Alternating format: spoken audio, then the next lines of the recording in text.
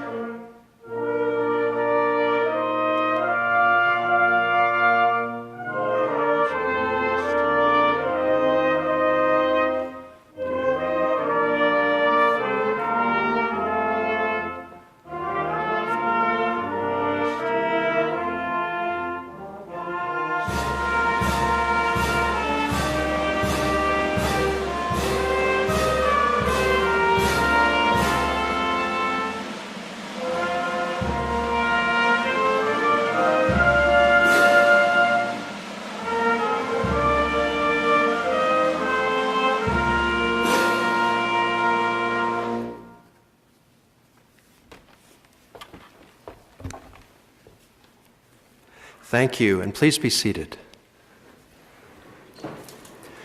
As presiding faculty senate president, I now declare the investiture ceremony of Stephen D. Easton open. With that, I would like to introduce Dr. Deborah Dragseth, who is our Vice President of Academic Affairs and serves as our provost of this institution. Dr. Dragseth has been a veteran of 32 years at Dickinson State University.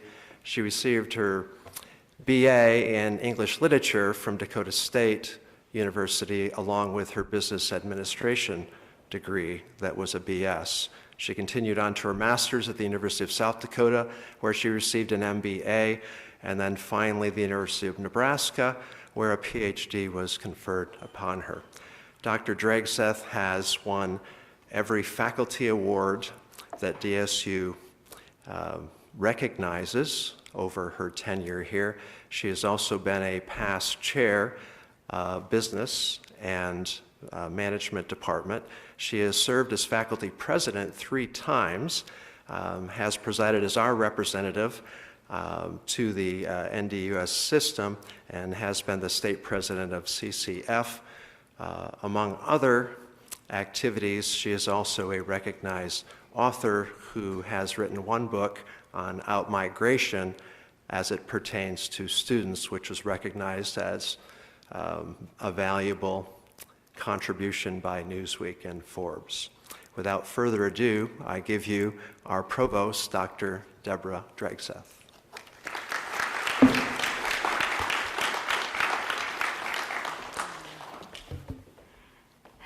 Thank you, David. Please join me in expressing our appreciation for the fine performance of Dr. Brent Rogers during the prelude, the processional march, and to the DSU Concert Band for their presentation of the national anthem.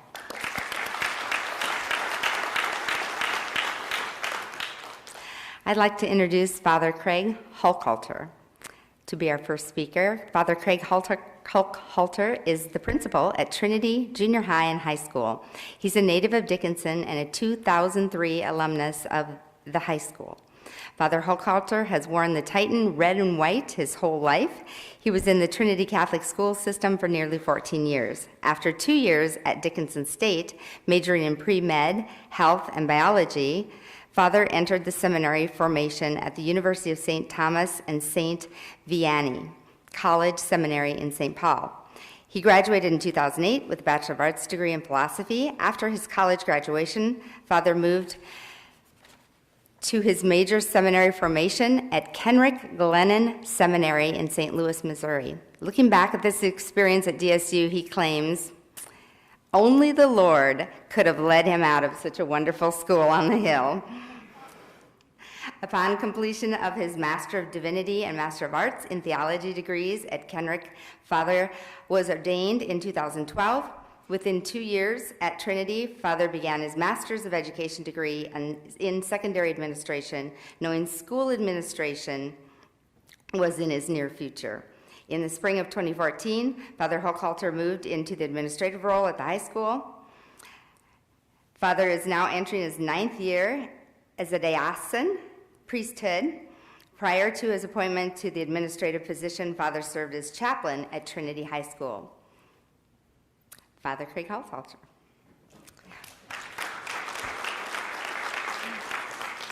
Father Hochhalter will now provide the invocation.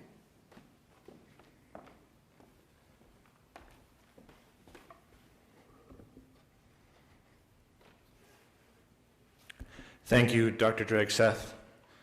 Good morning, everybody, and special good morning and welcome to our honored guests, to the representatives of the state of North Dakota, the city of Dickinson, and in a special way, to I think our most honored guests, the faculty, staff, and students of Dickinson State, and to you, President Easton, thank you for this opportunity on the day of your investiture, your installation, and the morning of your inaugural address. I ask all of you to join me in prayer to our one God and Father and his Holy Spirit, our Lord and giver of life. As we approach the event of inauguration and investiture this morning, we seek your guidance and light. Offer us your blessings in the strength, boldness, and prudence of leadership in Stephen Easton. Grant him these gifts and more. Equip him with the skills that go beyond what our eyes can see to please you, Father, and to advance this school, so that he does not look for favors, slow down by opposition, or mess with mediocrity in his leadership. Holy Spirit, you are the source of all that is good. Lead our minds to what is true by your wisdom. Inspire our hearts to what is beautiful by your wonder. Excite in all of us on the campus of Dickinson State University, as you have done since 1918, to be members of docility and friends of success. As this new leader proceeds in his role as the 13th president of an institution that walks proudly with navy and gray. Dickinson State Normal School awarded her first commencement 100 years ago this year. At that time, Samuel May, the first one to head this school, and her students provided a foresight to an institution that would progress toward a wanted and respected program. His encouragement to the graduates a century ago was to harness a greater interest in citizenship and personhood. That insight couldn't be more valuable and fitting for today's graduates. May you, President Easton, on the day of your investiture, fight and fight together with these your students for the honor of the colors that hang, that not only for these students, but for the staff, faculty, administration, and the patrons of this university. Pursue advancement in all that you do, and Lord, may you show us to be great. May our one God, when he looks to you for a task, grant you the grace not to hesitate, but to respond graciously, and guide Dickinson State University into another century of success and flourishing. We invoke this and we ask this through our one God, whom we adore and love, and his Holy Spirit. We ask for this prayer upon this campus, this event, and most especially on the man you have chosen, Stephen D. Easton, to lead all of us to true glory. Amen.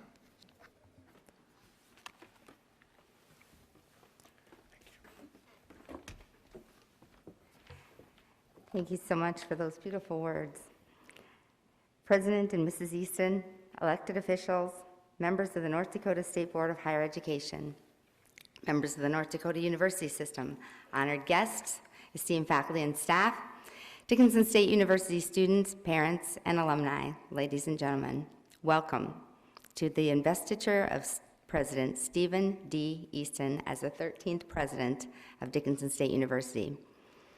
Dickinson State began in 1918 to serve the region by providing high-quality, accessible academic programs to prepare our students to lead and serve, we are pleased to welcome a new president to help Dickinson State continue living our mission and preparing our students for success.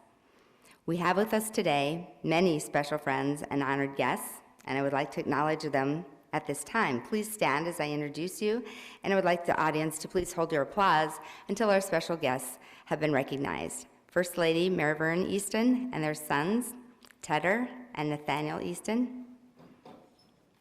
Our local, state, and national government delegates in attendance. Our Emeriti faculty in attendance. Presidents and delegates from North Dakota University System and other institutions of higher education. Welcome.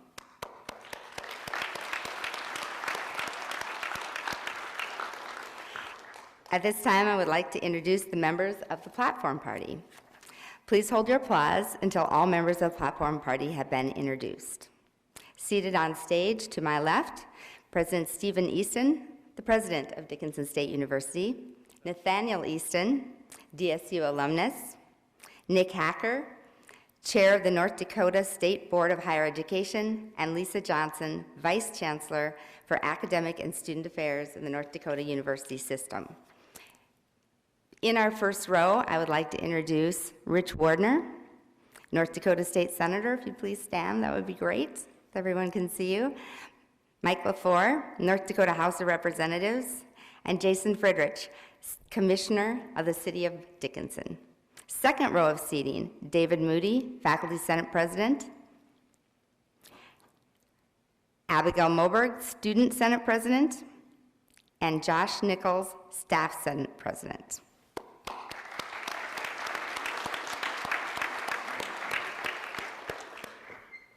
Thank you. At this time, I would like to invite a few of our guests to present greetings on behalf of the constituents they represent. Representing North Dakota State Government, we are pleased to have with us today Senator Rich Wardner and Representative Mike LaFleur. Senator Wardner lives in Dickinson and serves as Senate Majority Leader for the North Dakota Legislature. He's a former Executive Director of the Dickinson Area Chamber of Commerce and a retired educator in math and science. Senator Wardner obtained his bachelor's degree at Dickinson State University and his master's from Northern State University. May I welcome Senator Rich Wardner.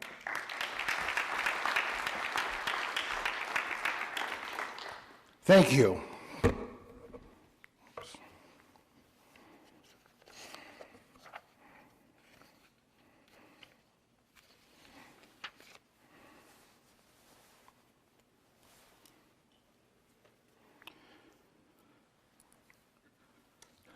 Dr. Steve Easton, Dickinson State University faculty, platform guests, alumni, students, staff, and friends of Dickinson State University.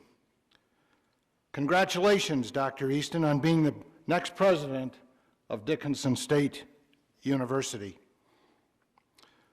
This is a great day for Dickinson State University as this university continues to move forward back into the sunshine. Those of us who are alumni of this institution want our university back at the front line, Dr. Easton. We want them at the front of the line. We want them leading the parade. Yes, it's been a turbulent past 10 years. However, with your leadership, Dr. Easton, and a unified faculty, we are going to be moving up and building a team to take on the challenges that confront us as a society today. You can build on the successes of some of the programs that are already here at Dickinson State, such as the nursing, ag, business programs that have continued to shine even through down times. They've been leaders on campus along with the Theodore Roosevelt Scholars. So we have things that we can build on. But there are challenges that I feel need to be met. We need to meet the needs of our K through 12 educational system, not only in this state, this region, but our whole country. Never have we needed educators that need to be prepared more than we do today. If we don't develop highly skilled educators in our K through 12 schools, it will be tough to find engineers, scientists, doctors, nurses, accountants, leaders, and several other professions to move this great state and nation forward. Dickinson State at one time had a great reputation for developing and graduating outstanding teachers for the local school systems around the area. I believe it has waned. We need to get back there. Superintendents from all over North Dakota, western Montana came here to Dickinson to recruit their faculty because they were prime candidates. And it was due to the faculty that was there at that time. Not only do we want to graduate these people to be well-trained in subject matter, techniques of teaching and leadership, but I think this is an important part that we need to get back into our society. We need to develop motivated, focused, committed, and dedicated young people who want to go into education and make the world a positive place and make a positive difference. Dr. Easton, I would encourage you and the faculty to demonstrate these attributes at this institution. Some of you may say, why? I can only look at how it affected me. You need to set an example for these young people to attend DSU so that when they graduate, they carry this fire into the K through 12 classrooms in the surrounding area.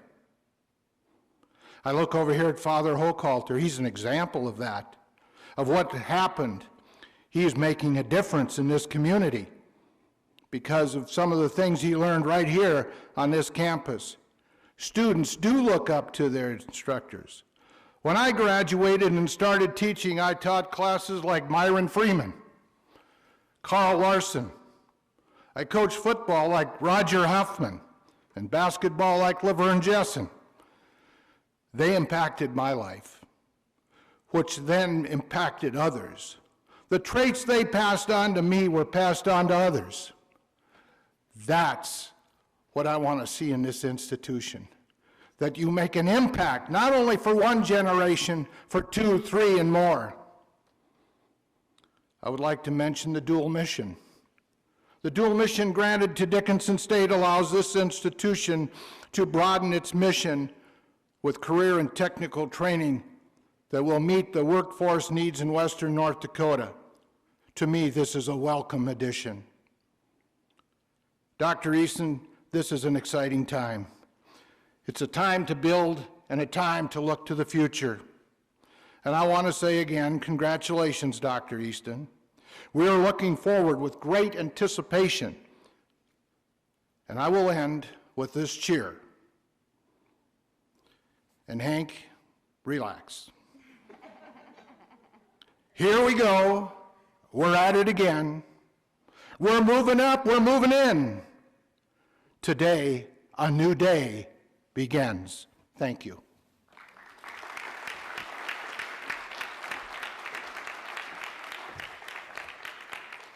Thank you, Rich. Spoken as a true educator and coach. Next, I would like to welcome Representative Mike LaFleur. Representative LaFleur graduated from Dickinson State in 1980. He has served as the president of Black Ridge Enterprises and DCI Credit Services. Mike served on the Dickinson Park Board between 1986 and 2014 and was president of the board from 2006 to 2014. He was also part of the Dickinson Planning and Zoning Commission from 1988 to 2003. He was chairman of that commission from 1993 to 2003. He served as chairman of the board for St. Joseph's CHI Health from 2008 until 2014. A true community leader. Please help me welcome Representative Mike LaFleur.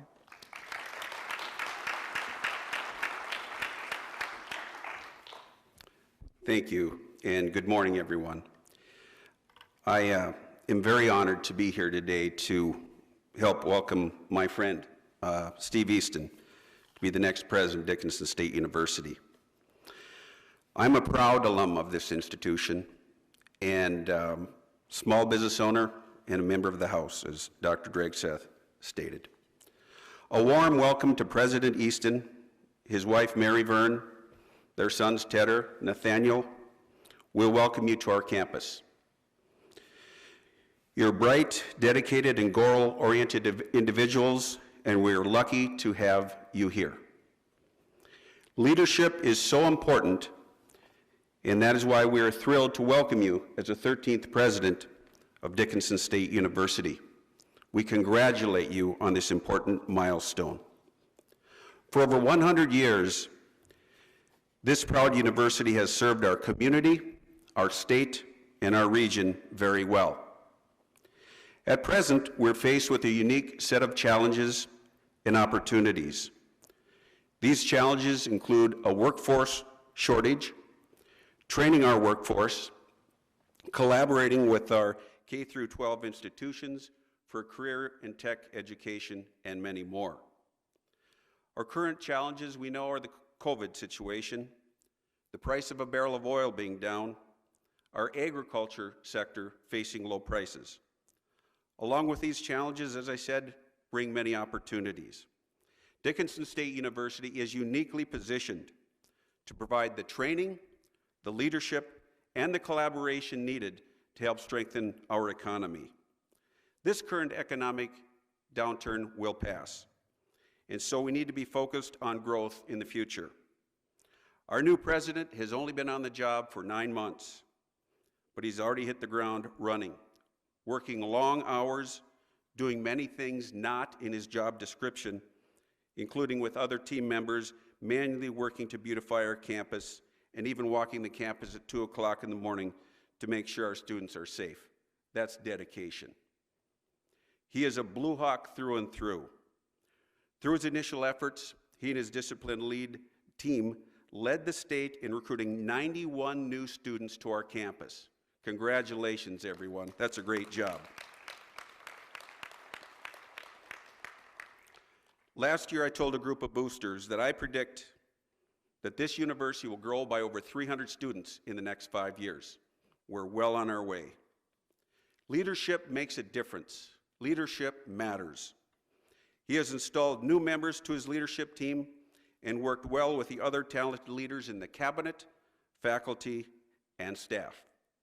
President Easton is in on the ground floor of a potential new career and tech academy, collaborating with the local school systems and community leaders to make this vision a reality. Next, with Vice President Dr. Deborah Dregseth, faculty members, and community leaders, they have begun the process of charting the course for the university's future by forming a committee to provide DSU with a 5-year strategic plan to energize this campus, extending opportunities for growth in all aspects of this great institution. Forward-thinking, hard work, discipline, and a strong desire to make this university succeed are all a part of who he is. In 2016, University of Nebraska President Ted Carter made the following statement, and I quote, "Leadership takes practice. It takes repetition," end quote. President Easton certainly understands that and is dedicated to providing the leadership needed to grow this great university. As a good leader knows, everyone on this campus is important to the overall success of this institution. We have a great team which will lead this campus to the best days in its history. Previously, he has served as a United States Attorney for North Dakota, a law school dean and professor, a dutiful son, husband, and father. All of this has formed him into the right leader at the right time for Dickinson State University. Welcome, President Easton. Welcome, Mary Vern. We are confident in you.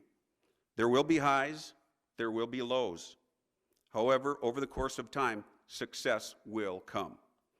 As a legislator and a long-term member of this community, I look forward to working with you. Best of luck in this endeavor, and always remember, Hawks are up.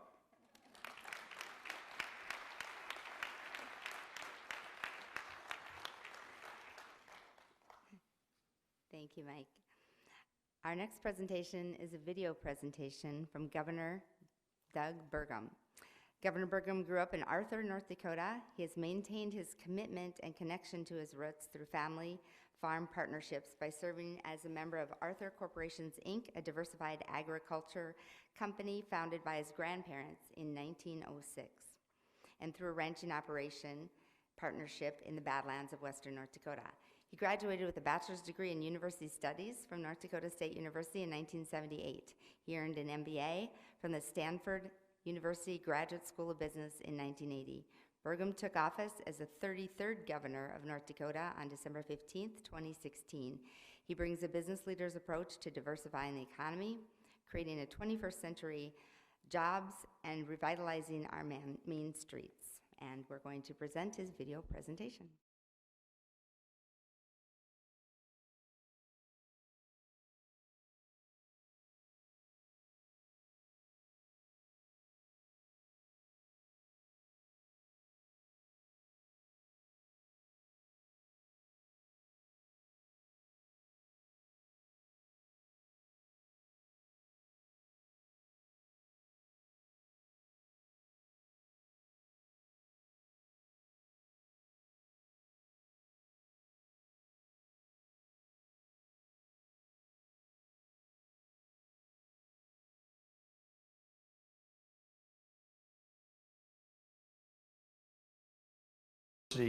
We appreciate your partnership as we all work to bring the spread of COVID-19 under control.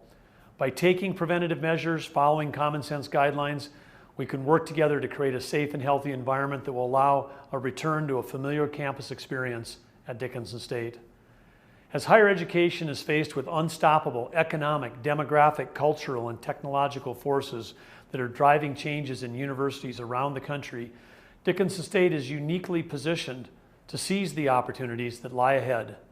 Dickinson State has a crucial role in providing education, particularly in Western North Dakota and the surrounding region.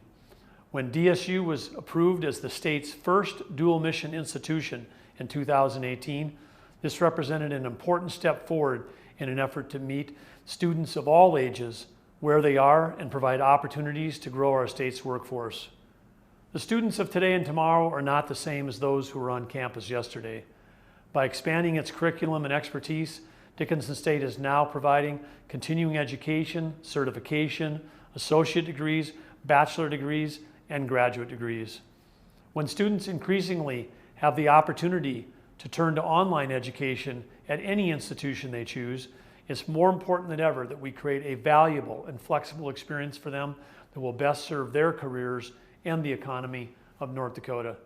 President Easton, we look forward to working with you closely as you and your team to enhance the student experience at DSU and continue building academic programs that prepare students for a lifetime of success. On behalf of Lieutenant Governor Brent Sanford, First Lady Catherine Burgum, and myself, please accept our strong congratulations and our deep gratitude around your inauguration as the president of Dickinson State University. We look forward to working with you and your entire team to empower people, improve lives, and inspire success.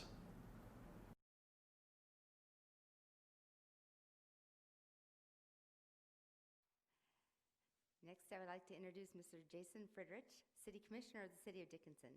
Dickinson State University is proud of the close relationship it holds not only with the City of Dickinson, but also with communities throughout Western North Dakota. The university takes seriously its responsibility as a catalyst for regional growth. It is therefore fitting that City Commissioner Friedrich extend greetings on behalf of the region. Jason was born and raised in Dickinson, North Dakota. He graduated from Trinity High School and later from Dickinson State University in 1994 with a bachelor's in business administration.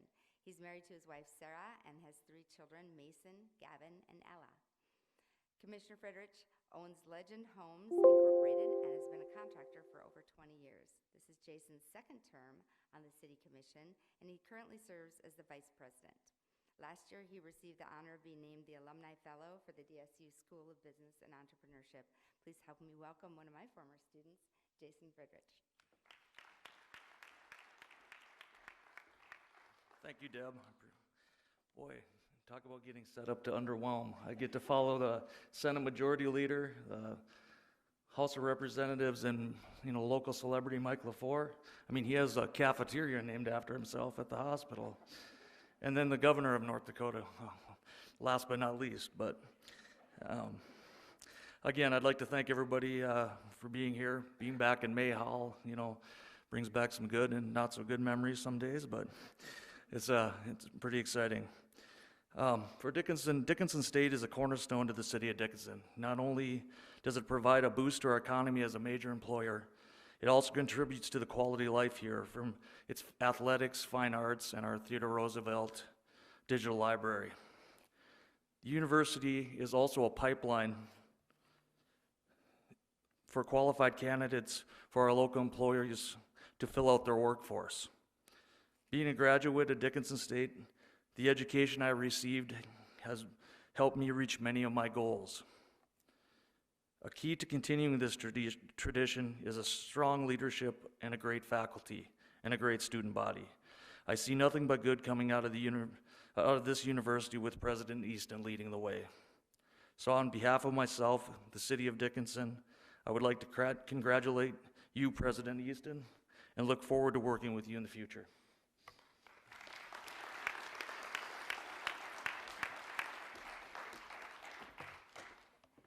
Thank you, Jason. Dickinson State University is fortunate to have a distinguished group of faculty as the focal point of learning. One such faculty member is David Moody. David Moody is a 31-year veteran of Dickinson State University. For 18 years, he coached the women's volleyball team to national prominence, winning the school's first team national championship in the year 2000. He was inducted into the National Hall of Fame in 2010. In 2007, he resigned from his coaching position to pursue teaching full-time as a tenured faculty member. He is past president of ND Shape and the NAIA Volleyball Coaches Association. He currently serves as Faculty Senate President. Please help me welcome David Moody.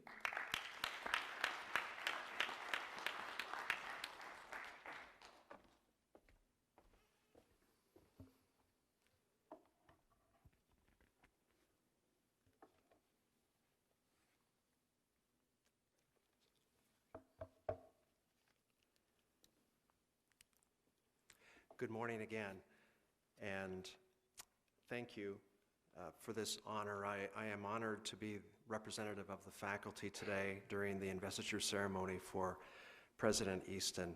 But unlike most of you in attendance, my relationship with President Easton goes back 20 years when he was a faculty member at Columbia College in Missouri. As an alum of DSU, he wrote me, as then a head volleyball coach, a celebratory 3-page letter congratulating our volleyball program at DSU on the university's first national team championship. We had just ended our opponent's bid for a third straight national title and snapped their 106-match winning streak by defeating the institution where he worked. He wrote to say how proud he was of that accomplishment. This was the beginning of our relationship. 6 years later, in 2006, the institution where he worked, still in Columbia, Missouri, hosted the NAIA National Volleyball Championships. On this occasion, we had the opportunity to meet his family as they graciously hosted our team for the week. Thank you, Mary Vern. That year, DSU volleyball would advance to the Elite Eight. On the day of the quarterfinal match, Columbia, Missouri received 20 inches of snow overnight. All remaining tournament teams, workers, and officials were stranded and transported to the playing venue with four-wheel drive vehicles because snow removal equipment in Columbia, Missouri was not part of the city's infrastructure. Similar to the spectator constraints of COVID-19 today, the opportunity for spectators to attend the tournament was extremely limited. In this case, snowfall and not a virus was a limiting factor. That day, we lost a quarterfinal match to a better team from California. Some say it was coaching. But we did have a few brave people in the stands who managed to traverse the treacherous conditions. Their last name was Easton. My point in telling you this story is not necessarily to reminisce about DSU volleyball lore, although I'm happy to do that, but rather to point out that President Easton has seemingly always been engaged and aware in some way, shape, or form of what his undergraduate institution is doing. He's always made it his practice to remain current.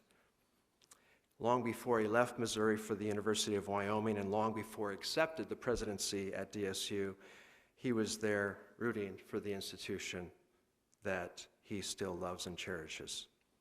President Easton has always followed DSU as a loyal alum and a grateful member of 3 generations who have graduated from this institution.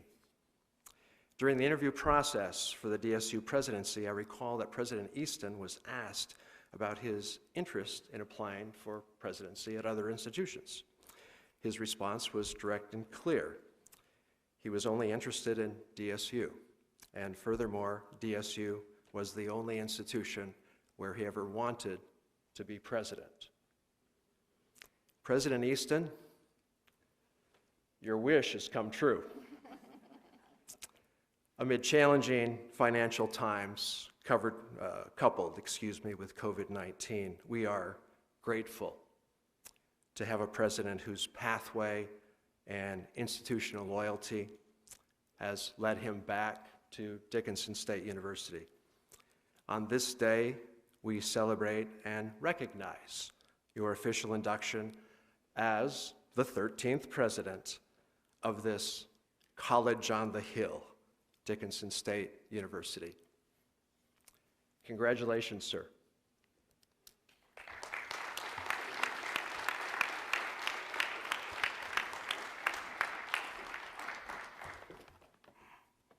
Thank you, David.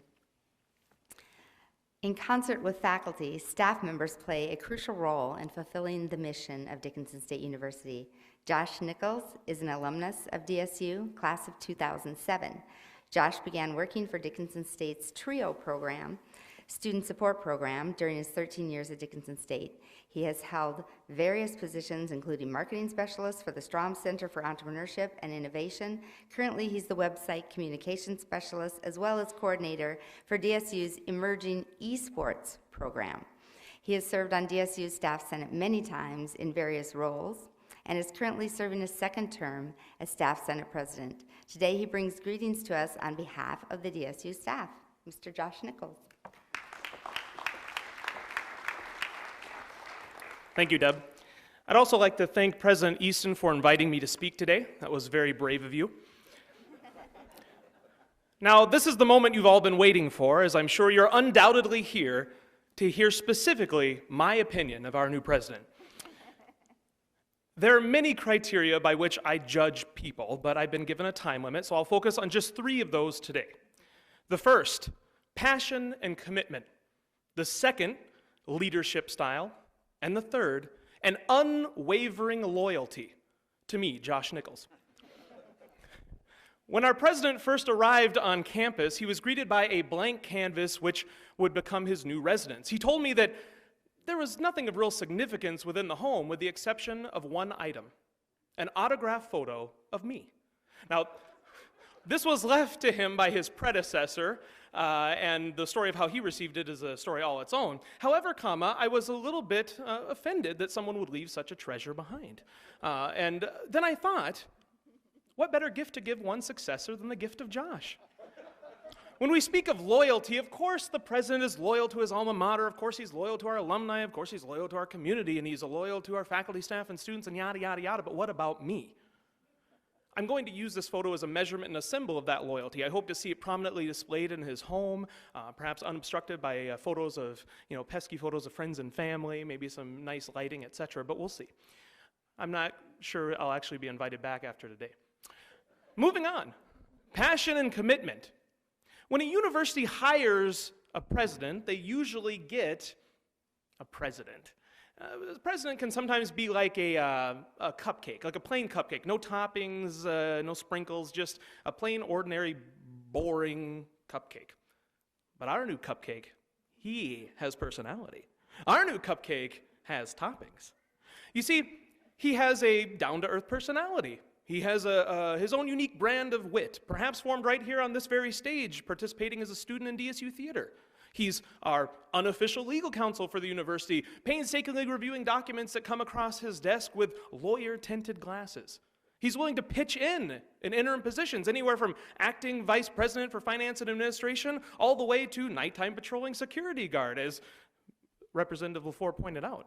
Now, if nighttime patrols didn't convince you that the man does not sleep, if you have received any one of the myriad of emails that he sends in the early AM hours, that should be proof enough. His history with DSU seems to drive his passion, and his commitment is showed in his tireless work. He is no ordinary cupcake. But what about leadership style? As Dr. Dregseth mentioned, I serve on our staff senate, which affords me a seat on the president's cabinet. If putting up with me does not deserve a leadership award, I don't know what does. But beyond that, he has had so far a laser focus on shared governance. I have no doubt that he can take quick and decisive action if needed, but his efforts in involving our staff, faculty, and students in decision-making and listening to their concerns is a noble effort. What's my final verdict? He can stay. President Easton, I'd like to officially welcome you on behalf of the DSU staff. I'd like to congratulate you on your investiture. And on a personal note, I hope it is many, many years before you take part in DSU's new presidential tradition of abandoning my photo on your way out. Thank you so much.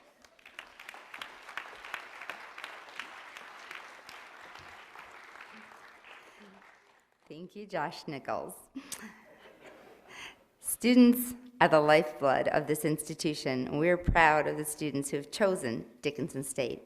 Abigail Moberg is a senior at DSU, majoring in biology with a concentration in pre-medical science and minoring in leadership studies. She's been involved in choir, student senate, science club, student ambassadors, Theodore Roosevelt Honors Leadership Program, and the TR Executive Committee, Housing and Dining Association. As an RA, head delegate for DSU to the North Dakota Student Association, the Dual Mission Committee, and the Bev and Beyond Award Committee.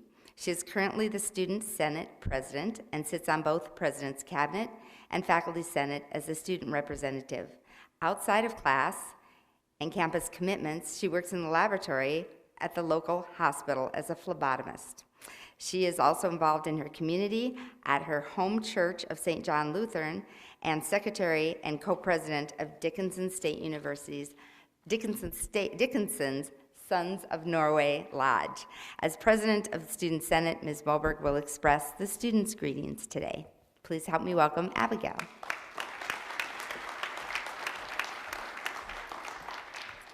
Thank you, Dr. Dregseth. Good morning, faculty, staff, students, and honored guests. On behalf of the student body, I would like to welcome you to the ceremony this morning, whether you are here in our beautiful Dorothy Stickney Auditorium or joining us via Zoom. I first met President Easton shortly after he started at DSU in December of 2019. It was perhaps late November of last year when I was approached by the president's office because the new interim president wanted to have a forum with the students of his new institution. Over a few weeks, the event was planned, and the promise of pizza drew a small crowd to the Blue Hawk Hub. This very first meeting with President Easton is when I first saw what his priorities were for the campus. After meeting with all of us, we sat down, ate pizza, and had a genuine conversation about how DSU was doing really well. And then we also talked about how it maybe wasn't. Our conversation that day ranged from class scheduling to parking passes being too high and parking spaces being too low. We also talked about childcare concerns and even feeling safe on campus. All the while, President Easton was taking notes on a notepad that he had brought with him to the meeting. In the subsequent weeks following this forum, I received emails, yes, plural, emails, to follow up on student concerns and how they would be addressed. Following the forum, whenever I saw President Easton around campus, he greeted me personally, even if he probably didn't remember my name at the time. He even asked to be included in the Student Senate meetings because he knew the importance of student government on campus. Having the president in our meetings was wonderful because we got many important insights into campus policies and decisions, which help us as a Senate to navigate our own responses. In February of this year, when the budget cuts left the Student Senate without an advisor, President Easton graciously offered his services and has since been the most active advisor I have had in my 4 years of student government. This, too, demonstrated his priority for the campus.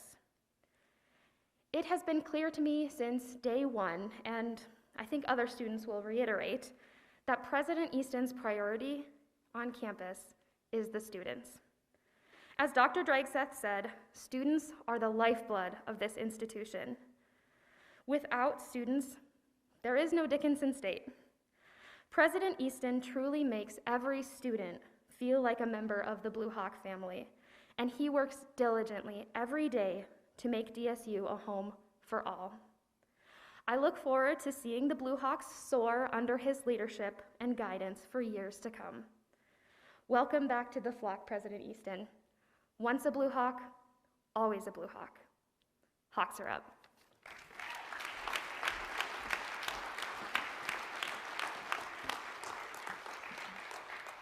Thank you, Abigail. It's wonderful. We become who we are in great part due to the people who believed in us, who saw our potential and challenged us to do more. Today, we have the privilege of hearing from a young man who has had a significant impact on the Dickinson State University family, Nathaniel Easton. Nathaniel Easton is the youngest son of President Easton. He attended Dickinson State from 2012 to 2016. While at DSU, Nathaniel was a member of the golf team, a Theodore Roosevelt Honors Leadership Program student, the basketball team manager, student senate president, and RA in Selke Hall. Nathaniel went on to earn his MBA and MS in sports management from the University of Massachusetts. Nathaniel is currently pursuing his PhD in organizational behavior as a second-year student in the business school at the University of Connecticut. Nathaniel and his father share many similarities, from looks and mannerisms to hobbies, but one of their strongest bonds is a mutual passion and understanding of the impact Dickinson State University can provide anyone willing to learn. The Eastons have illustrated through their words and their actions that they are eternally grateful for the opportunities DSU provided them and want to do everything possible to preserve, protect, and promote the College on the Hill. Please help me welcome Nathaniel Easton.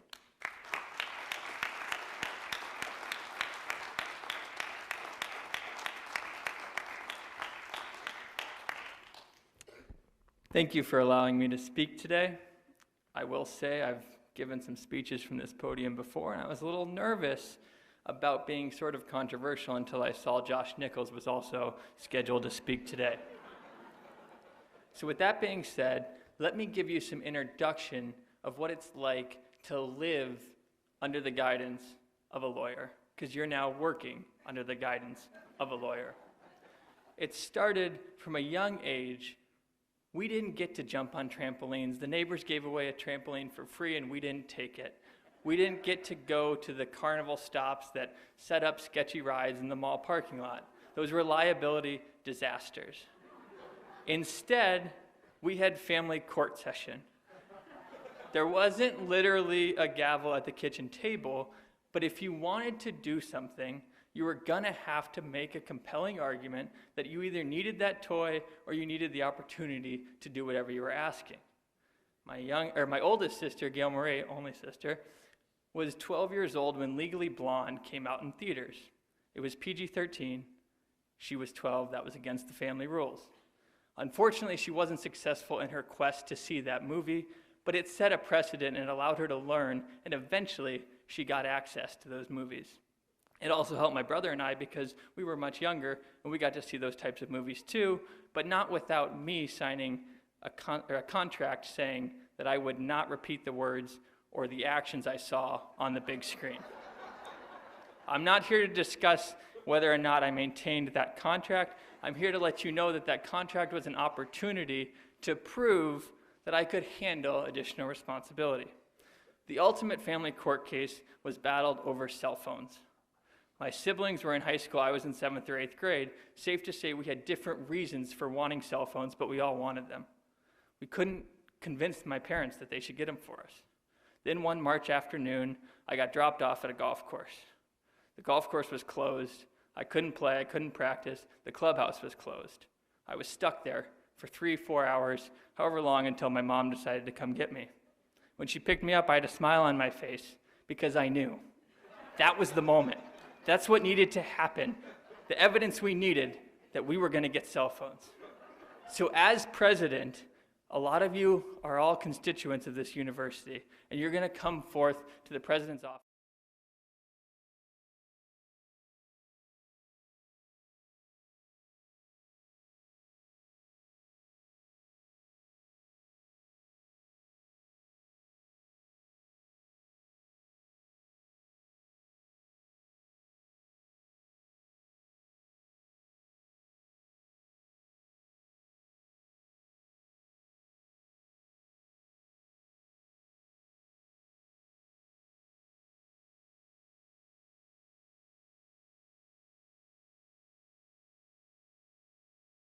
This only makes sense when you walk through some of his career steps, starting with a transition from Northland Community College to Dickinson State. He tried out for the baseball team. He was confident in his abilities. Poor Coach B had to sort of politely allow him to come to some practices, some games, but never really gave him a jersey number or the opportunity to show if he could do it. He was right. But that same confidence to try led him from Dickinson State to Stanford. That same confidence to try is what allowed him to become the youngest United States attorney. And that same confidence to try is what turned the courtroom into the classroom and into an administrative office. The pessimistic side that you might not see, but might realize after hearing some of these stories, is he works his absolute tail off because he has to prove to himself that he was right. He has to prove that he is capable of these different things that he signed up for. That entails a lot of hours. That entails a lot of hard work, but it keeps him motivated, and it keeps this university with that office and its light on till well past 10 p.m. most nights.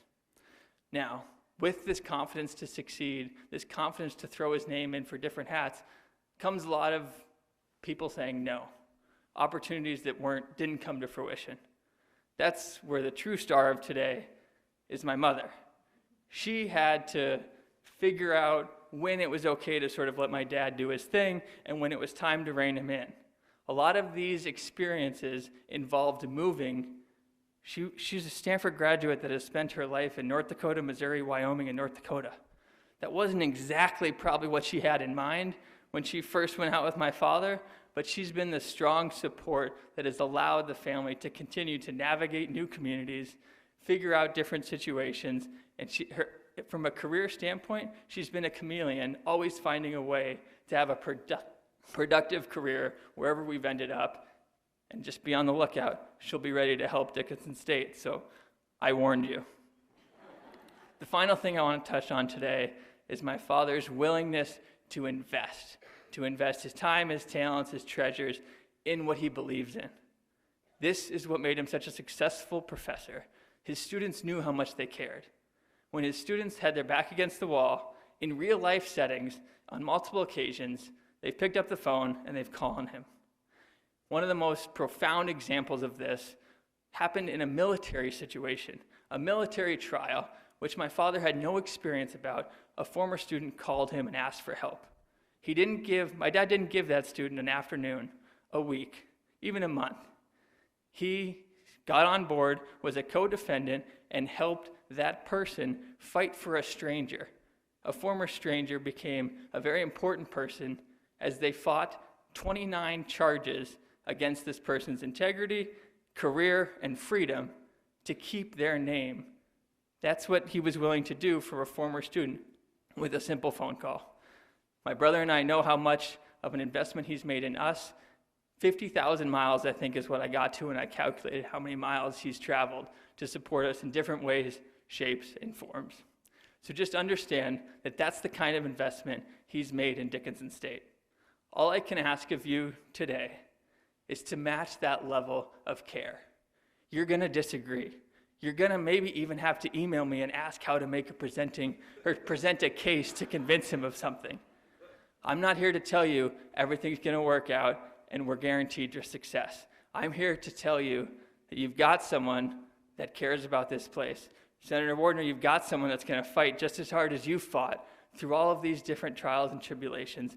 And the reason we're all still here and have this opportunity to have a 13th president is because the people in the audience that have done so much for this university. You've got a fellow fighter now, and that's who I'm introducing as your next president, my dad, President Easton.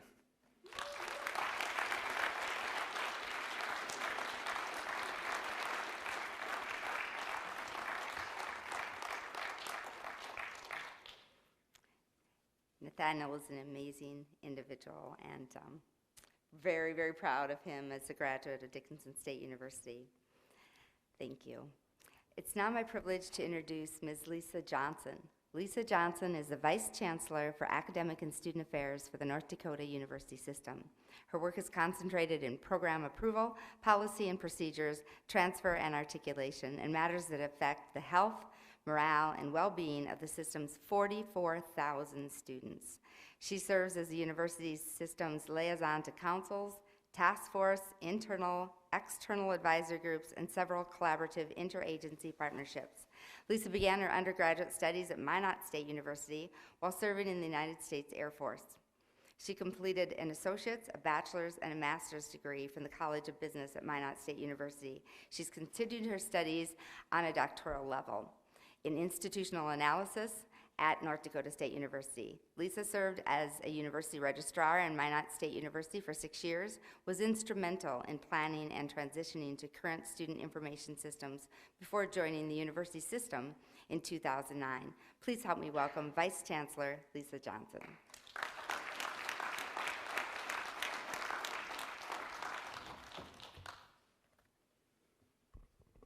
Thank you, Dr. Dragseth, and for the invitation extended to the North Dakota University System to participate in today's celebration and investiture of Dr. Easton. On behalf of Chancellor Hagerott, the staff, and the 11 colleges and universities that comprise the university system, we want you to know that we support you fully, Dr. Easton. In your short time at DSU, you've already exhibited exemplary leadership, compassion, empathy, humility, and somehow even a good sense of humor despite a persistent pandemic. It truly is a pleasure working with you. Dr. Easton, you've already exhibited passion for this institution, as others have indicated, and a willingness to collaborate on behalf of its success and the success of its students. I know that you'll take full advantage of the opportunities to work with the colleges and universities that make up the North Dakota University System, as well as the private sector, so that together we can create an even brighter future for the people, the state of North Dakota.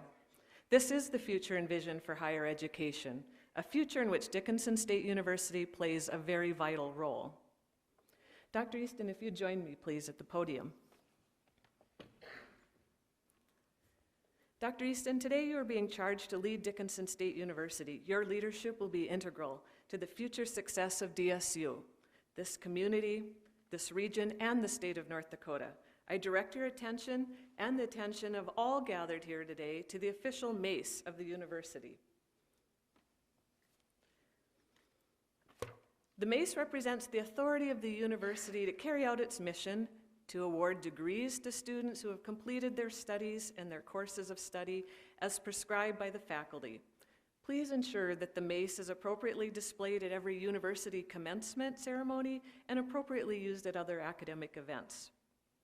I'd also like to direct your attention to the cane of leadership, which is displayed next to the mace. This cane is inscribed with the words, "Enter to learn, depart to serve," the motto of the first president of Dickinson State University, Samuel T. May. Each year, and many of you know this, a new ribbon is attached to the cane to document and provide insight to the many important events that have taken place at Dickinson State University. May you have many more exciting events in the coming years, and again, our best wishes to you and the entire DSU community for your continued success together. Thank you.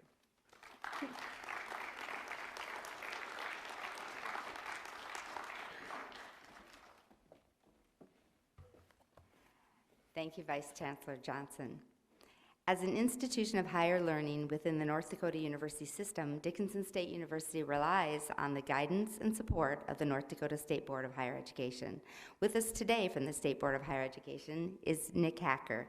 Nick Hacker serves as the president, CEO of North Dakota Guarantee and Title Company, founded in 1955.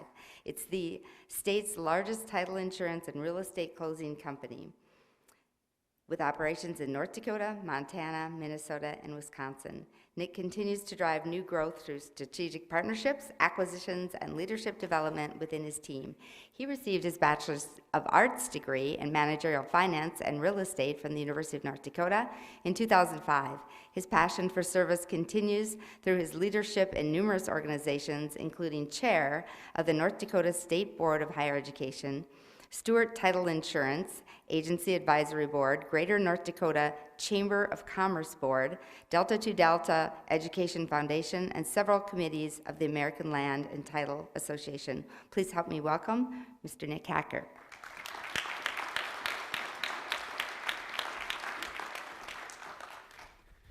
Thank you, Provost. It's a pleasure to work with you in a different capacity. For those in the audience that don't know, Deborah and I both served on the board for a couple years. So, well, happy to be here today.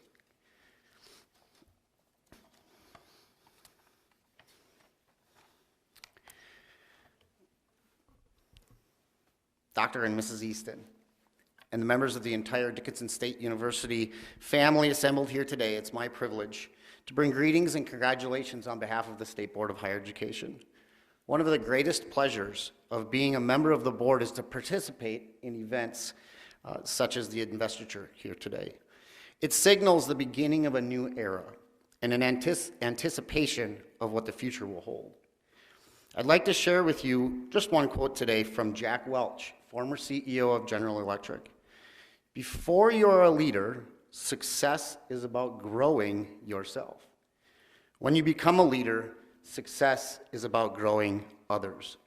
I cannot think of a higher calling within higher education than encouraging growth of individuals on our campuses from the beginning. Dr. Easton has struck me as one of the type of educational leaders who will continue to accomplish that goal within DSU. As the chair of the State Board of Higher Education, I've had the pleasure of observing a dynamic and renewed commitment to success right here on this campus.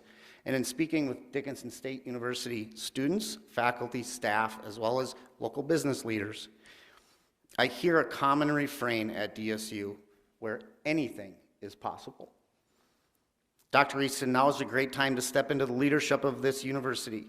You bring many strengths to this position that I'm sure will help you guide this institution through the challenges of today and may it face in the future.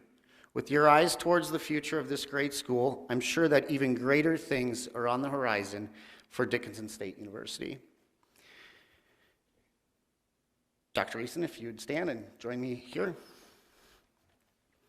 Finally, before I officially install you as president, Vice Chancellor Johnson and I are pleased to present you with the university's official chain of office and presidential medallion. The chain of office is emblematic of your authority and responsibility as president, and the presidential medallion bears the university's seal. Please wear the chain and the medallion with the university's official presidential regalia at all appropriate occasions.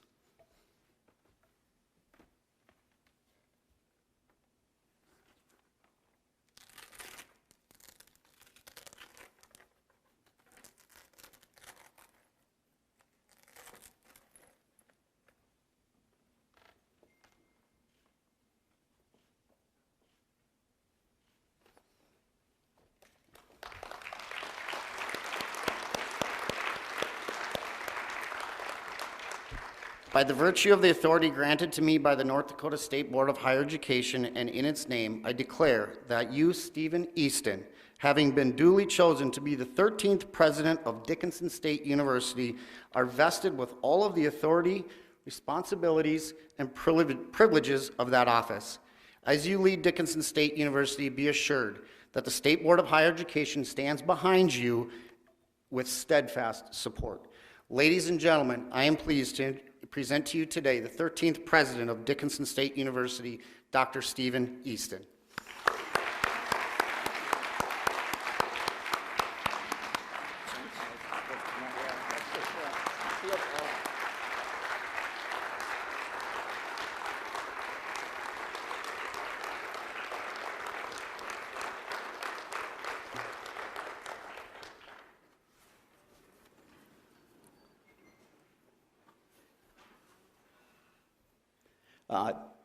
Chair Hacker, Vice Chancellor Johnson, Senator Wardner, Representative LaFleur, Commissioner Friedrich, Father Hochhalter, Mrs. Wottrell, and other honored guests.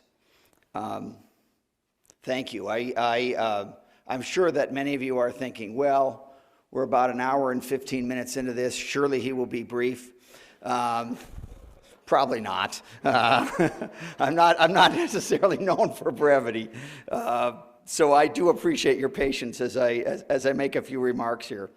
I want to start with thank yous to those who put on this event. These academic events have a certain robustness, and it requires a fair amount of work to put them on.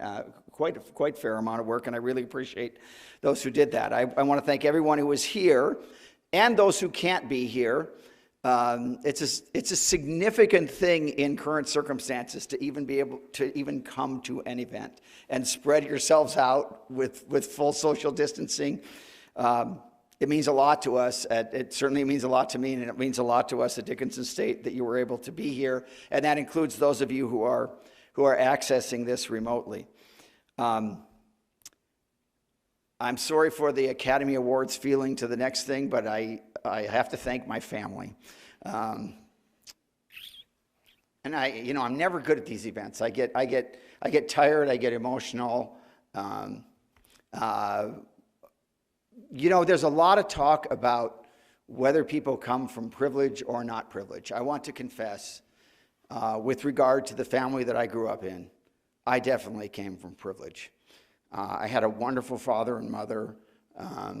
I was one of the lucky ones, and we'll get to a few more comments about my parents later.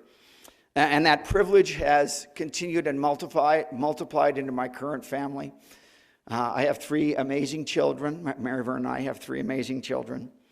Mary Vern is, as her son just described, an amazing supporter of her crazy husband, who goes off and does all kinds of crazy things, and she's just there. She's just there over and over and over again, and she will be, and has already been, but will be such a tremendous asset to Dickinson State. And our children also have tolerated that, and we are very proud of all three of them. And of course, the final thank you goes to Dickinson State, to those of you now who are part of Dickinson State as students, staff, and faculty, to all who have been in those roles in the past, and to the many supporters of Dickinson State. Dr. Drexeth has this game that she's told me about that she sometimes plays with. She plays this game on the first day of class or when she meets students. And it's trying to reinforce how important Dickinson State has been to this part of our state and our country. And she brings a hat and she says, "We're going to find out how many of you have connections to Dickinson State in your family. How many of you have had one member of your family that's been," and they stand up, and then how many have had two members of your family that have been students at Dickinson State? I'd love to play that game because Dickinson State has done so much for my family. I won't count my godfather because I don't think he counts because he's technically not a member of our family, although if I need to break a tie at some point, I'm going to make an argument for my godfather. My mother attended Dickinson State, although graduated elsewhere many years later. And if we go generationally, both of my grandmothers, my father, in my generation, my cousin and I, and the next generation down, our son graduated from Dickinson State. We like to say in our family that, there are sometimes families that are blessed with an association with a university. And the Kennedys have Harvard, the Bushes have Yale, and the Eastons have Dickinson State University. And we've always said we wouldn't trade. This institution has just, I'm sorry. I should have tried to get more sleep last night. There's a quote that was actually about Dartmouth University, another D university, that when I hear the quote, I always think of Dickinson State. And sometimes when I think of Dickinson State, I think of the quote. One of Dartmouth's alums, Daniel Webster, a very prominent lawyer early in our country's history. Some of you are aware of the fiction, The Devil and Daniel Webster was a member of the Senate, a very prominent member of the Senate. At a point in his life, Daniel Webster represented his alma mater, Dartmouth, in front of the United States Supreme Court in a case that involved the legitimacy of Dartmouth's charter. Dartmouth's future was literally on the line in this case. Now, at that point in our country's history, Dartmouth was a little college in the sticks. We don't think of it that way. We think of it being the East now, but Dartmouth was just this little college. And at a point in his process of representing Dartmouth, he was challenged, and someone said, essentially, who cares? It's Dartmouth. And Webster's response is a quote that always comes to mind when I think about Dickinson State. He said it about Dartmouth, but I think it about Dickinson State. He responded to that gentleman by saying, "It is, sir, as I have said, but a small college. And yet, there are those who love it. It is but a small college, and yet there are those who love it." That captures Dickinson State. It's a phenomenon that some people find confusing. What's the big deal? I have been asked by people that have seen the passion that my father, that I, and that my son have for Dickinson State. I've been asked the question, why do you care so much? Why do you care so much about Dickinson State? And I would challenge you to think about the answer to that question for a minute. And I'll tell you, well, not a full minute, but I'll tell you my answer in a minute. Why do you care so much?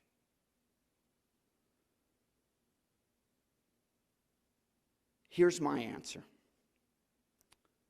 Dickinson State changes lives. We get some amazing all-star students, and we love every one of those all-star students. Dickinson State does not need to exist for the fabulous, and we love them, don't get me wrong, we love them. But Dickinson State is a place where, in addition to those all-star students, we get some people who don't necessarily come to us as all-stars. Now, they come with good academic, we don't let everybody in who wants. We have admission standards, but they come sometimes having struggled in high school, having struggled in their other life experiences. And this place, because of the devotion of its staff and faculty and other students, this place can put a charge into people. It is in part because it is a small school. And to give examples, I apologize for this. I'm going to tell about some of the members of my family whose lives were changed by this institution. Not because the Eastons are so special, but because the Eastons are so typical of what happens at Dickinson State. And the members of my family came here in very different circumstances and had their lives changed by this institution. First, there was my maternal grandmother, Lillian Barenfeld, who lived in Mott, in the Mott area. And as many people from that area at that time, in the very early days of this institution, came from a pretty hard-scrabble existence. My grandmother was literally a cowboy. She and her brother would drive cattle that her father had purchased because he dabbled in cattle purchasing, and she and her brothers would drive them across the range. She was blessed with an amazing intellect. These are the very early days of Dickinson State. And this place gave her the opportunity to turn that intellect into the classroom. And she came here as a full-time student in the very early days of this institution. And that's what it was founded for, to provide teachers for Western North Dakota. That is the fundamental original mission of Dickinson State. And she played that role for about 45 years, mostly in Bismarck, in Bismarck, North Dakota, although early on in one-room schools. We had in Grandma's house her original school contract for a one-room school, which included a morals clause and included the requirement that she, in addition to teaching, had to build a fire in the one-room school every day. That's where Dickinson State started, and in many ways, she was the origin of Dickinson State. One thing that's interesting about Dickinson State that we should never forget, look at those early pictures of graduates of Dickinson State. 1920 was the first year, and 21. Dominated by females. Dominated by females. There aren't a lot of colleges that started out with that concentration of women, and those women went and did amazing things in Western North Dakota. Next was my dad. My dad was Alex Easton, although in Dickinson he was Ted, because his name was Theodore Alex Easton, and he's known here in Dickinson as Ted. He grew up in Beulah and Bismarck, the son of a coal miner, and my grandmother, who we'll talk about in a minute. Dad had some anger as a child. Dad had some anger in him in high school. He came to Dickinson State, played 5 sports, and yes, Alicia, that one of them was bowling, and I have the picture to prove it. Alicia and I have this little side discussion about whether Dickinson State had a bowling team. And the professors of his era, as Dickinson State professors have done in so many years over our century of existence, took an interest in him. And he became a very successful educator. Ultimately graduated with a doctorate in education from the University of Colorado, and was the president of 6 different community colleges in 3 different states, making each one of those community colleges a better place. Like our family, we moved around a lot when we were young. Dad was very loyal to all those institutions, but when you cut him to his core, he bled blue and gray. When Dad was in very failing health this fall, I guess it's last fall now, his department, the School of Education at Dickinson State, last year in 2019, honored him by making him the alumni fellow. Dad couldn't get up here because he was in too tough a shape. I was originally planning to come up, and I was living in Laramie, Wyoming at the time. I was going to come up and receive the award on his behalf, but the timing was such that it was just when we were moving Dad into hospice. I couldn't do it. Mr. Jessen received the award, a longtime friend of my dad, on his behalf. And then Alicia packaged up that award and mailed it out to Dad. And Dad's in his room in hospice, and we opened up the award, and we pulled all the packing material off it. And then, and you would not have wanted to be there for this, but Dad and I sung the Alma Mater, and it was just that's what this place meant to him, in all his accomplishments. By the way, I need to give a shout out to my friends from Cornell. When I went to law school, a bunch of my friends were from Cornell. And I have to admit that we kind of stole the alma mater from Cornell. I don't know if you know about that, but our alma mater tune is the same as Cornell's. And so I always felt a little association with those people. But when we asked Dad where he wanted to be buried, even though his time here was mostly as a student, and then when he was retired, it was Dickinson. It wasn't Beulah. It wasn't Bismarck. It was Dickinson. This place really turned around my dad's life and made him a person of substantial accomplishment. My dad's mom, my paternal grandmother, graduated from Dickinson State after her son, my dad. She is in the role model of someone who tried to save up enough money, make enough time to come and take a summer school class. She got her degree a tiny little piece at a time over a major period of time. In one sense, my grandmother was the original, or not the original, but she was an adult learner, part-time, place-bound by her family, sacrificed her degree so her son could graduate first. And I think about my Grandma Easton quite a bit when I think about how we might make it more possible for more people in that situation to have the great benefits of an education here. You've already heard about me, so I won't spend a lot of time here. I will just say well, I shouldn't say that, because I probably will spend more time than I should talking about my wonderful days here at Dickinson State. I came as a community college graduate, another very important part of our student body. Had all kinds of opportunities. I was in the I had run for student senate unsuccessfully at about 4 other institutions of education. I finally won a student senate election at Dickinson State.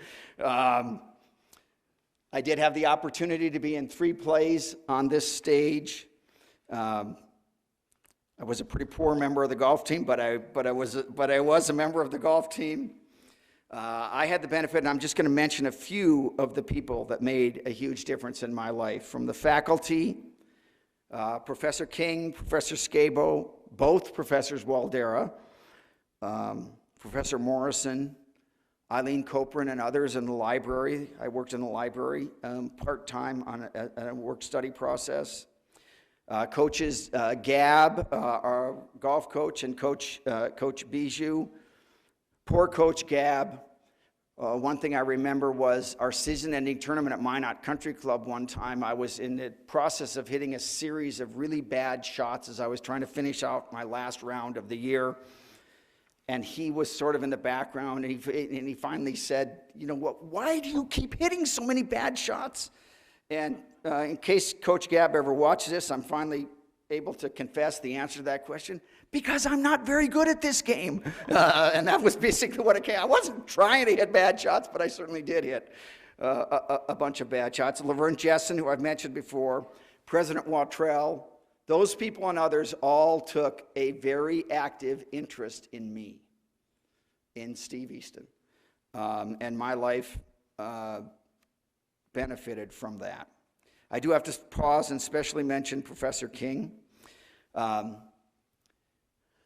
My best friend Jeff Jessen and I sat fairly far back in all of Professor King's accounting classes. I'll tell you a little side story because I think it's kind of fun. Jeff was the one who kept the sheet of paper. We had this piece of paper that Jeff brought to class every day, and Professor King used one of his elegant turns of phrase, one of his vocabulary, and we didn't know it. Jeff would look at me, and I would look at him, and then I'd go like this, and Jeff would write down the phrase. And 15 years later, he sent me the sheet of these wonderful phrases that most of which I now know, but we learned from Professor King. The other thing I learned when I saw that sheet was, man, we were bad spellers. The one I remember was faux pas, which I think is F-A-U-X-P-A-U-S, is how you spell faux pas. We had it as F-O-E-P-A-W on our list of. I was blessed with many amazing educational opportunities. That included admission to one of the most exclusive universities, not only in this country, but in the world. Dickinson State made that possible for that to happen, by the way. That man, Richard King, is the best teacher I ever had. And would it be okay if we gave some applause to my mentor? And I'm not saying that just because he's here, because people have heard, my wife has heard me say it over and over again. It's amazing what a great teacher who cares about a student, what a difference, and our faculty have had that role in other people's lives. Then, of course, the next generation was our son, who was here 4 years. He was the third generation of Eastons on the DSU golf team and on the student senate. Nathaniel, who is known as Nate, for some reason the Easton guys have different names in Dickinson than they have elsewhere in the world. Nathaniel is known as Nate here. He surpassed the accomplishments of the rest of his family together as a student. He set this place on fire. He was just an amazingly enthusiastic student. Student president twice, Senate president twice. He's done amazingly well as he's advancing his career. Was one of the pioneers of the Hawk Talk show. If any of you watch the Hawk Talk, Nathaniel was one of the founders of that, at least on the student side. But he's probably proudest of being part of the group of students that he did not invent the phrase, but he and a group of his fellow Hawk fans absolutely popularized the phrase, "Hawks are up." That phrase did not exist when I was in school here. It didn't exist for the first 20 or so years when Dr. Dragseth was here. It was Nathaniel and other Super Hawk fans that made that possible. So, in summary, Dickinson State University changes people's lives. The combination of the quality of our faculty and staff, the amazing students we get here, and our small size makes it possible for people to blossom in a way that is not necessarily universal in American education. And if people ask me, what is my dream, what is my goal for Dickinson State University? Here's my answer. I want as many people as possible to get their wings at Dickinson State University. Now, I mean as many people as possible. It is not my goal. I don't know if it's anyone else's for Dickinson State to become a 5,000, a 7,000, an 8,000 student university. We need to keep our smallness, but grow. We need to get bigger without becoming giant. And there's a lot of room from our current statistics. There's a lot of room in our direction. We need to remain our beloved, in the words of Webster, small college, but we need to grow. We also need to be open to new ways for potential students to access us. And we'll talk about what those ways are, and we'll figure out what the best way forward is. But as we go forward, we have to think of people like my grandmother, whose only access to an education is a little bit at a time while she's trying to raise a family. And we'll figure out the best way to do that, and we'll have some disagreements about it. But that's an exciting part of our future, is some technological resources that we've been provided without ever losing the core of Dickinson State, which is that very special relationship among students and between students and their faculty. These are challenging times, not just at Dickinson State, but elsewhere. We are in the middle of a pandemic. But as we all know, because we all see the shirts, Dickinson State, and we just celebrated our centennial, Dickinson State was founded in 1918. This university started in a pandemic. A pandemic is not going to stop Dickinson State University. We've been through it before.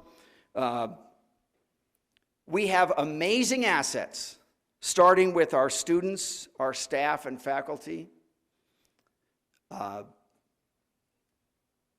It's challenging to be a student in Dickinson, North Dakota. The weather stinks, right? It's hard work. We get wonderful people who come to us as students, as staff and faculty, who are willing to withstand those challenges. We have a very loyal alumni base, a huge amount of community support. Dickinson State University was born a fighter. The western part of this state, then known as the Western Slope, had to get together and convince the rest of the state to put a normal school in Dickinson, North Dakota. This university was founded in community support that went to the rest of the state and convinced the rest of the state of the importance of us having this wonderful small institution in our part of the state. And we have always relied on wonderful friends that fight our fights for us, and we are very grateful. For that support. We have other unique resources. I'll just briefly mention Theodore Roosevelt. We're a small state school that has an association with a person who was not only President of the United States, but was easily one of the 10 most interesting people to ever live in our country. And we've done a lot with that resource, and we can do even more. The Pulver Hall project is going to be a physical manifestation of that. Our wonderful honors leadership program that Dr. McBee leads, the Theodore Roosevelt Center that Sharon Kilzer leads, is going to be the academic center of the world on research on Theodore Roosevelt. That is an amazing thing. We have one of the coolest college, thanks to my son and his friends, we have one of the coolest college slogans around, Hawks Are Up. Hawks Are Up is a wonderful slogan because when you first get here and you first hear it, it's like, well, what does that mean? And then at a certain point, it just becomes part of your vocabulary, and that's when you know you're bleeding blue and gray, that you understand, we can't really explain it, but it's sort of a fun catchphrase for us. And as others have mentioned, so I won't spend time on it, in these difficult times, Dickinson State University, of all 11 North Dakota university system institutions, had the highest enrollment increase this fall because of your great efforts. President of an institution is really not all that important at the end of the day because the president of an institution can only do a limited amount. It is the dedication of the students, the staff, and the faculty that really makes a difference. And as Senator Wardner referred to, we've had some tough times in the last decade. The people who are still here are the tough ones, who are here to fight for Dickinson State and fight for that amazing future. And yes, to make sure that we get as many people as possible to have that wonderful life-enriching experience that happened not just to me, but to so many others in my family and in other families. And by the way, not just my family. Ryan Hillers, Fridleys, Stocksons, Mobergs, Binstocks, Nodlands, Ardlands, Arnolds, Haroffs, Lomans, pretty much everybody who ever graduated from high school in Baker, Sydney, or Bowman. There's a lot of people, and people who are just here are the only members of their family. There's a lot of people that this institution has made a big difference for. And I apologize for all the wonderful families I wasn't able to mention just in the interest of time. As someone else referred to, the first president of Dickinson State University, Dr. May, we're in May Hall, first president of Dickinson State University, enshrined a motto for us: enter to learn, depart to serve. The graduates of this institution have done wonderful service in Western North Dakota and elsewhere, in all sorts of roles, in government leadership roles, doctors, nurses, business people, agriculture leaders, and just to bring it full circle, so many teachers. I agree with Senator Wardner. We've got to get back to the place where everyone who's anywhere near Dickinson, North Dakota, comes to us for teachers. We got to be producing more teachers. We're very enthusiastic about the leadership we have and the faculty we have in that in our new school of education. I mean, a newly named school of education. It's a challenging time, but you know what? it's a great time to be a Blue Hawk. It's a great time to be a Blue Hawk. Thank you for all you're doing and for all you will do. I really appreciate this opportunity, and thank you for being here. Thanks much.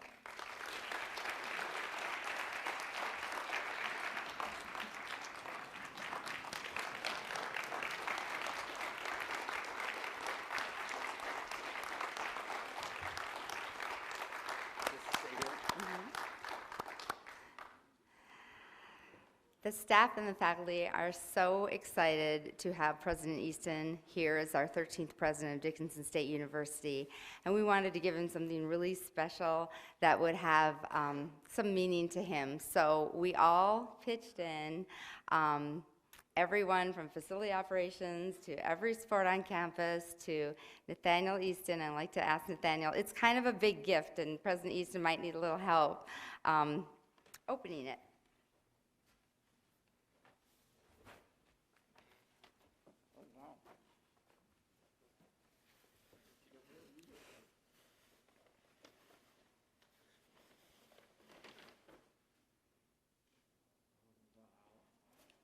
Isn't that cool?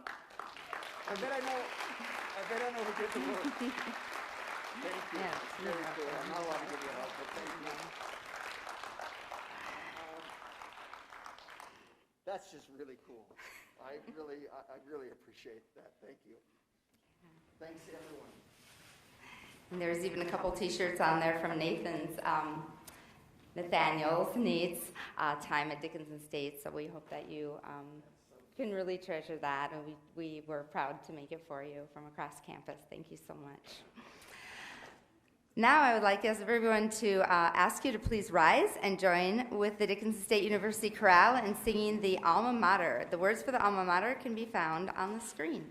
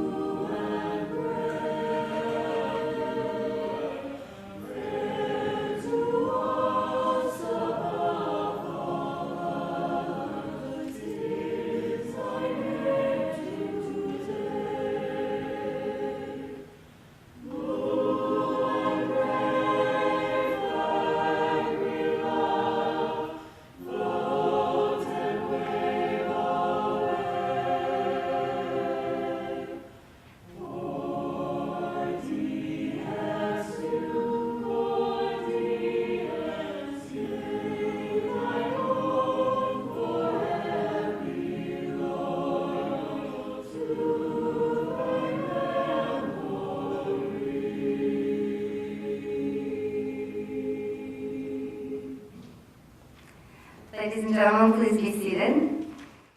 We would like to again recognize the Dickinson State University Music Program for their wonderful musical contributions to today's ceremony.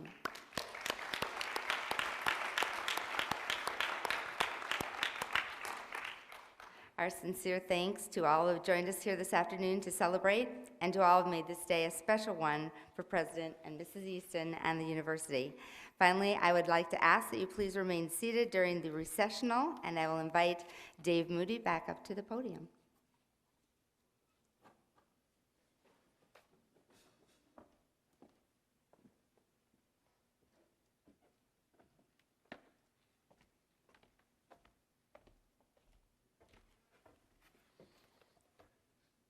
By the power vested in me as a representative of the faculty of DSU, I now declare this investiture ceremony of Stephen D. Easton closed.